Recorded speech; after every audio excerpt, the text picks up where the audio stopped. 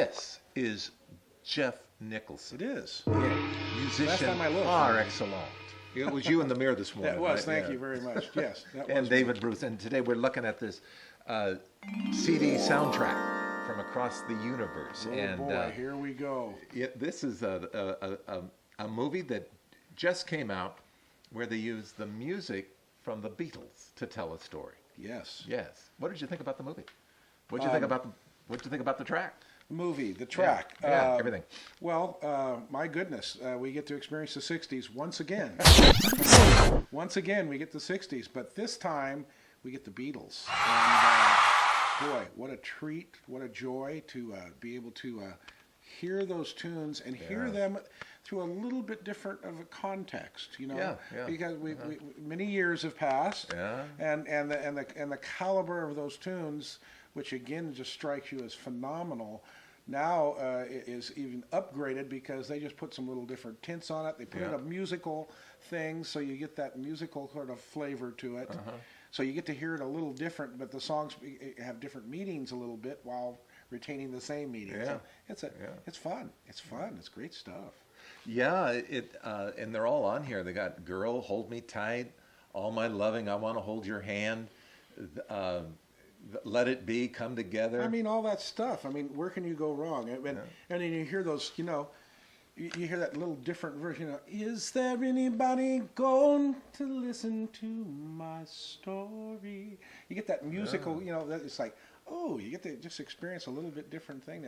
And I mean, here Julie Taymor, the lady who I think wrote this whole thing and did this whole thing, she just said it was daunting to go through the 200 songs and figure out, making choices and changing arrangements a little bit and harmonies and whatever. So great album, great film. Yes. Now, yes. What you had this question? What piece of music would you have put in if you would have put it together? Oh, by all means. I would have chosen Help, because what most people don't know about Help, John Lennon has been quoted as saying when he wrote that song, he meant it. He was going through a hard time in his life. And, you know, when I was younger, so much younger than today, I didn't need it, but today I need help, you know. And he said, and the Beatles turned it into a rock song. And he goes, and it was meant to be a ballad. A ballad. And I could so easily hear it, you know, when I was younger, so much younger than today, I never needed, you know, I could hear it in this guy, whatever his name was, that sang this stuff. I could hear that element of it. And I could, and not to second guess them, because they did a great job of choosing the songs, but he was reaching out for help, you know, and then in this movie you get, you know, the love affair not doing well or doing well at various points in times. We all need help at various points, which I think was a definitive moment there for even the Beatles. Maybe that's why Beatle music has lasted as it has. It connects with so many moments in our lives.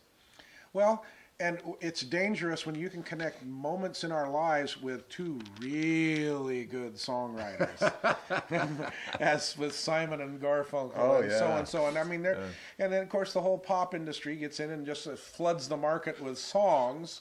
And some of those songs exist on an oldies album, but they don't have the chutzpah. They don't have the fervor of Lennon and McCartney, you know?